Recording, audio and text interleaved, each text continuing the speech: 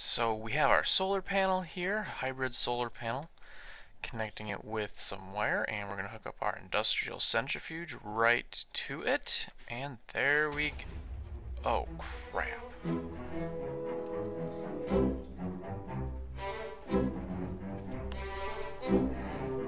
Hello everyone, I'm Matt, and this is the FTB Spot.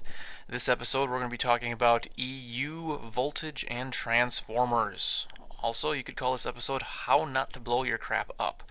As you could see, we have quite a bit of explosion here from not putting the right voltage into the machine that we were dealing with. So, first of all, we're going to start talking about the EU and how it works. This is going to go through a lot of the basics. I will not be hitting on everything, so if I do skip something and you say, hey, you didn't mention this, or hey, you're not explaining it quite right, well, I'm trying to explain it as best as I know and in a way that most people will be able to understand it. I have a couple of stations here. The first one, I just have regular solar panels hooked up to a copper cabling and an MFSU, which is just a big battery, for those of you not familiar. Now, the solar panels are active. You can see from the sun symbol right here, they are generating power. They're generating 1 EU per tick, but nothing is going into the MFSU. The reason being, the copper cabling that I'm using cannot travel that far, or it does not transmit power far enough with the voltage we have. So let's back up and explain what this means. As an example, if I take another MFSU, a giant battery, place it one closer, so it's dealing with one, actually you need to count this one right here, 1, 2, 3, 4. It is going to be charging up, but it is only charging using these 3. The copper cabling can handle 32 EU per tick. That's the maximum packet size, but after 4 blocks of copper cabling, it loses 1 EU per tick. So, even though I have all of these hooked up, there's here, I'll just crack this sucker open so you can see. Oh, and mess that up. You see there's a copper wiring underneath each and every one of these. So, if we look at this solar panel right here, we count the wires. 1, 2, 3, 4. So that is as far as the EU generated by that solar panel travels before it disappears. It doesn't reach the MFSU. These 2 solar panels on the end go 1, 2, 3, 4. So this guy is getting 2 solar panels worth of energy. The rest of them are being wasted because the cabling can't handle, the cabling is not efficient enough to handle that distance. And this one doesn't even get anything. The reason it gets nothing is because these only generate 1 EU per tick. It's losing everything by the time it gets there. If you were to put a better solar panel, say the advanced solar panel down, and let's go 1, 2, 3, 4, 5. Now that is going to get some power, because even though you're losing 1 EU, because this is too long, you're generating 8 EU. So this is actually getting 7 EU per tick right now. So that's a little bit of how some of this stuff works and the importance of knowing what you're dealing with and how the different blocks interact with each other. Now, a thing to note here, I again am using copper cabling underneath all of these solar panels. I believe I have 34 EU here, and we can test this with the EU reader. Real fast, the way to make the EU reader, it'll pop up right here, is a circuit, glowstone, and 4 copper cables. Pretty easy recipe. To use the EU reader, you grab it in your hand. I'll come over here and show you on this cable. You right-click on the block, and it says starting new measurement. Right now, it's recording how much EU is passing through it between the time I just clicked, and I'm going to click one more time, and it tells me there was 0 over 191 ticks. That's the time in between the first click and the second click. So let's come back a little bit farther. We'll start a new measurement, wait a little bit, click again. We're getting 2 EU going into this MFSU, which is this guy and this guy right here. Now you can click and then click again real fast, see 10 ticks, but the faster you click, the less accurate it's going to be when you start running into some of the higher voltage. Now this guy right here, MFSU, it is showing 34 EU per tick. Oh, I keep measuring and measuring. Now that's sort of interesting because the copper cable is only rated at 32 EU per tick. So how can this be getting 34 when the copper cable can only handle 32? Well, the 32 EU per tick threshold for the copper cable does not mean that it can only handle 32 EU per tick. The way EU works, it sort of transmits in, they call them packets. You could also think of it as pulses. Think of it this way: each of these solar panels producing 1 EU per tick is pulsing 1 EU every tick. So 34 of these are pulsing 1 EU per tick, but it's only 1 EU pulses. The copper cable can handle a 32 EU pulse, and pretty much an unlimited number of 32 EU pulses. So, as you can see over on this one, this station, I'm using the advanced solar panels. These are generating 8 EU per tick. And if I check this cable right in here and see how much it's generating, keep in mind this is still copper cable, I am getting nothing apparently. How does that work? New measurement. Oh, well, that's why. If it's full, it's not going to generate any power. Alright, start a new measurement, and 704 EU per tick. So this guy is charging at 768. There we go. It's even bigger than what I thought. So it is doing much more than 32 EU per tick, even though I'm using the copper cabling. That's because each of these solar panels is pulsing 8 EU packets every tick. So it's 8 times the number of these, and it, like I said, it can handle unlimited number of pulses as long as those pulses or packets do not exceed the 32 EU limit. If you exceed that, stuff starts blowing up. Now, another mention here, the copper cable, like I said, has a short distance before you start losing EU on it. Here I have a hybrid solar panel, and I'm using glass fiber cable, a much better type of cable. If I start taking a reading, it's going to show me 64 EU per tick. Only 64? Yes, generating 64 EU per tick. Packet size or pulse size is 128. So really, I think it's sending out 128 every 2 ticks instead of 64 every tick, because it's going to hit that pulse and send the pulse out. So if we go down here, what were we at again? 63.5, 60, right around 63.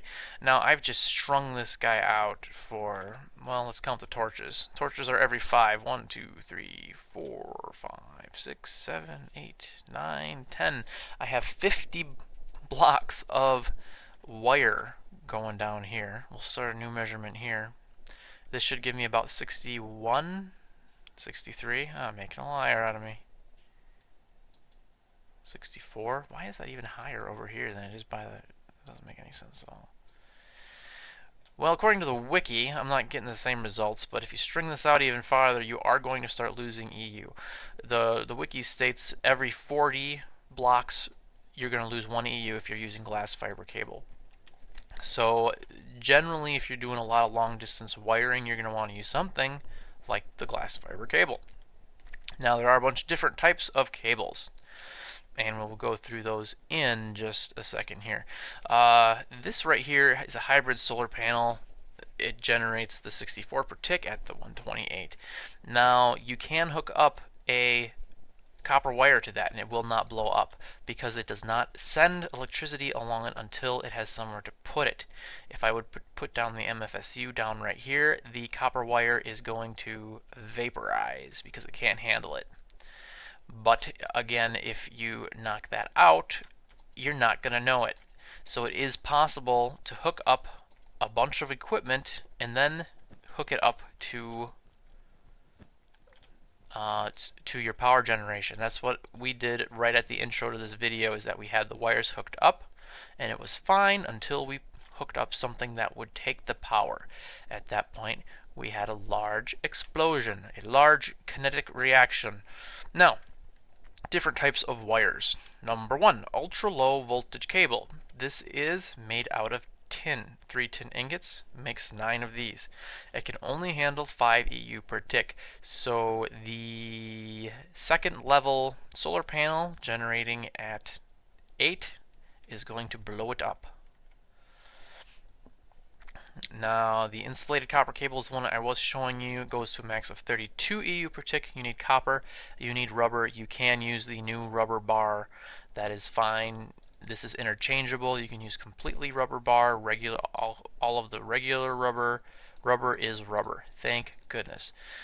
Now the Nexus cable is 2 times insulated gold cable. Now the thing about this cable, you need to first make the gold cable, because you can't do it like the copper cable. First you make gold cable with just the 3 ingots there. And then you place this somewhere in here and you can do 1 times insulation, insulated gold cable, and straight to the 2 times insulated gold cable. The place that you put it does not matter. So if you were to grab out one of these cables and you go, oh junk, I wanted 2 times insulated, you go ahead and just insulate it again. We'll not go to 3 though. That's the limit. And that is 128 EU per tick. The loss on this one escapes me, but it's really not good at all.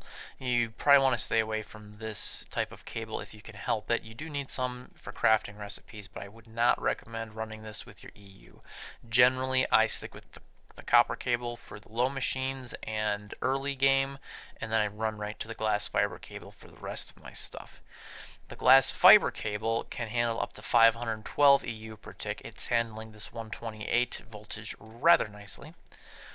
And to build it, you have 6 pieces of glass, a diamond, and 2 redstone. There is an alternate recipe using silver instead of redstone. And yeah, different silver. You can use industrial diamond, diamond dust, different kinds of silver, and electrum, which is gold and silver. And I guess you get 8 out of that one instead of your 4. What in our tests using the old EMC values from Equivalent Exchange, we figured out that the redstone was probably the most efficient way to create this.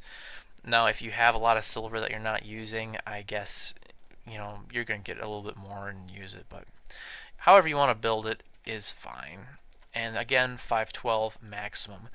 This monster right here is HV cable, 4 times insulated HV cable is what it is called. Can handle up to 2048 EU per tick. And you actually will need this if you're doing GregTech. 3 refined iron will make your cables. And again, you can't insulate it straight away. You have to make the cables first. 1 times insulation, 2 times insulation, 4 times insulation. Yes, they named it wrong. Even the wiki says that it should be called 3 times insulation, but for some reason they said 4 times insulation. So that is the name of it, even though you're only using 3 layers of insulation. And like I said, you will be needing that. If you are happening to watch the Artisans, I do get to the point where I start using that when I get to the Matter Fabricator. We do need the HV cable. At least it makes it a lot easier. Now, the different types of storage. The low tier storage is a BatBox. It outputs at 32 EU per tick. The output is this side with the little hole. Or if you're using a texture pack, it's the side that looks different from all the others. Only one side will have this little hole. And that looks like this. The interface looks like this, is what I meant to say. You can actually charge a battery or a tool up in this slot, though some of the higher tier tools you cannot charge in here, such as the Nano Armor, Iridium armor, I believe. I can't remember. Jetpack you can charge in here. I've done that before. The bottom is actually for a battery of some type. If you just want to charge one of these up by battery, I guess. I don't think I've ever done that, but hey, it's there for you. MFE is the next tier. That's 128 EU per tick. Same type of interface, holds a maximum of 600,000. It outputs at 128. The BatBox holds maximum of 40, outputs at 32. So this is a bit higher, and you can start blowing stuff up if you don't use this right. Some GregTech machines, however, require that you use 128 EU per tick. If you use 32, they will not run.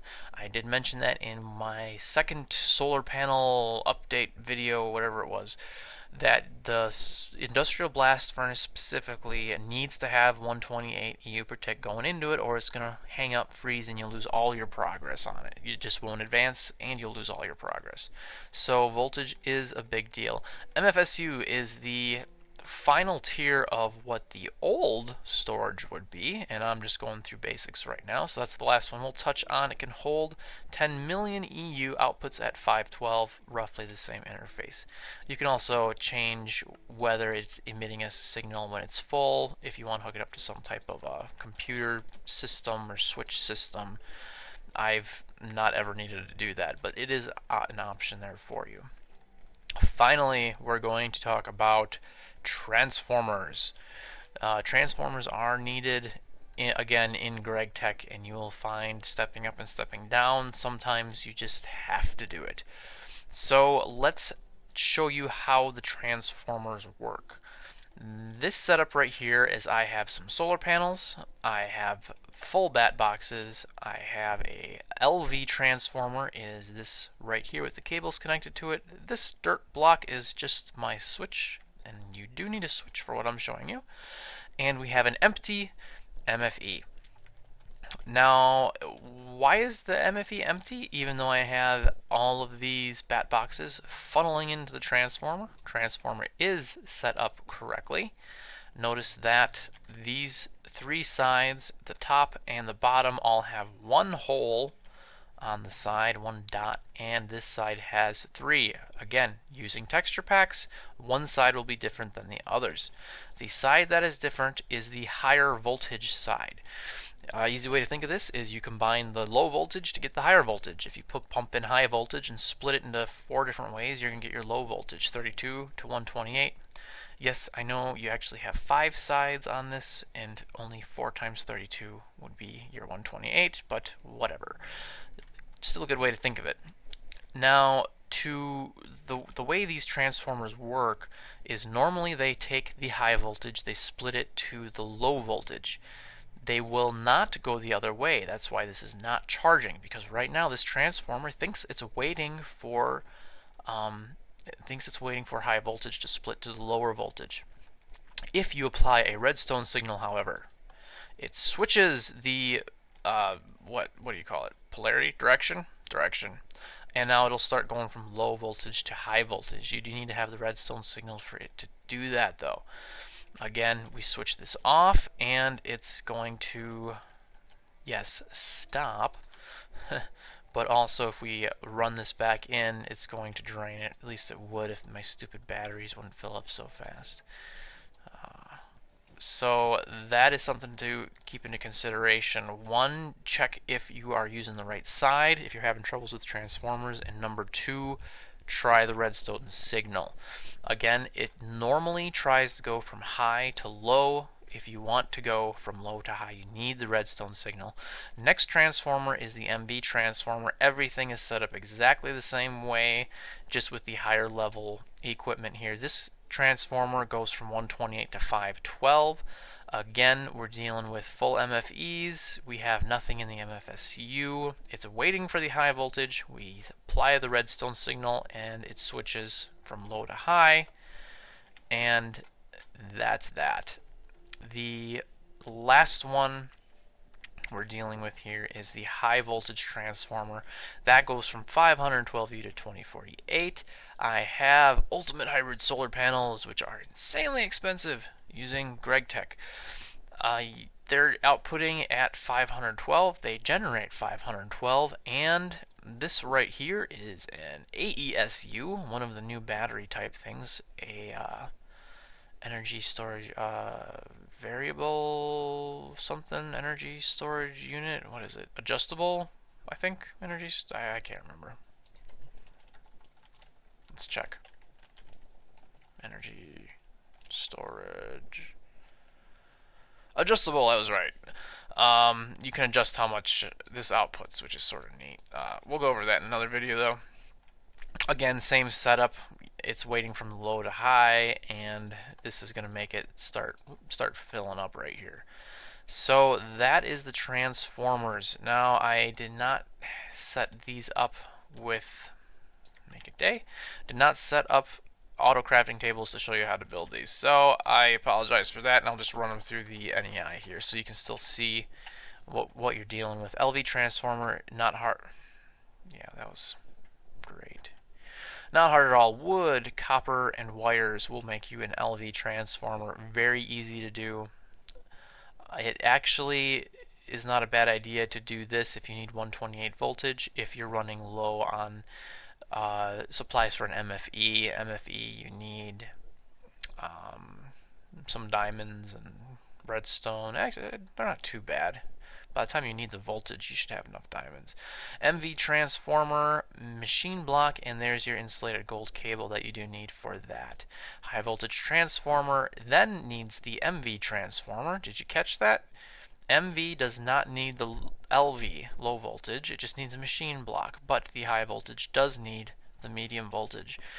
So that also energy crystal, your high voltage cable, and your electronic circuit will make your HV transformer. And finally, let's go back to the MFE, the BatBox. BatBox here, 3 batteries, wood of any kind, and copper cable. The MFE requires machine block, 4 energy crystals or lithium batteries. You can also use different types of machine frame. Is not too hard to make. I tend to make machine block just because it's only refined iron. And again, you need the gold cabling no matter what you do. A lot of alternate recipes in this. I have not taken the time to look through and see which one's the most efficient for most things here. The MFE is going to, MFSU is going to require the MFE you just made, plus Lapotron crystals, advanced machine block, and advanced circuit.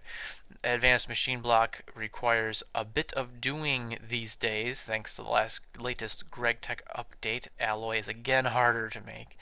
I will do a video on that shortly, and a couple of newer machines as well. A lot of different ways to build the Lapotron crystal. Energy crystal and lapis was the old way, and electronic circuits. But now you can use gates and yada yada. Oh, one thing I should mention: the Lapotron crystal can now be made using a sapphire or an energy crystal. An energy crystal can be made using a diamond or a ruby. So if you're saving your diamonds, you can use your rubies and your sapphires to make these crystals. That just about wraps up what I was planning on talking about here. I hope that helps you with your transformers a little bit. If you do have any questions, please leave some comments. I'm sure I missed something. I will likely do a part 2 video if I find there's a bunch of stuff that I missed and need some better explanation. So do feel free to ask the questions, and we'll load up another video to go through all that. Thanks again for watching the FTB Spot. I am Matt, and y'all have a good night, or morning, or afternoon, depending on when you're watching this. Thanks a lot. Bye.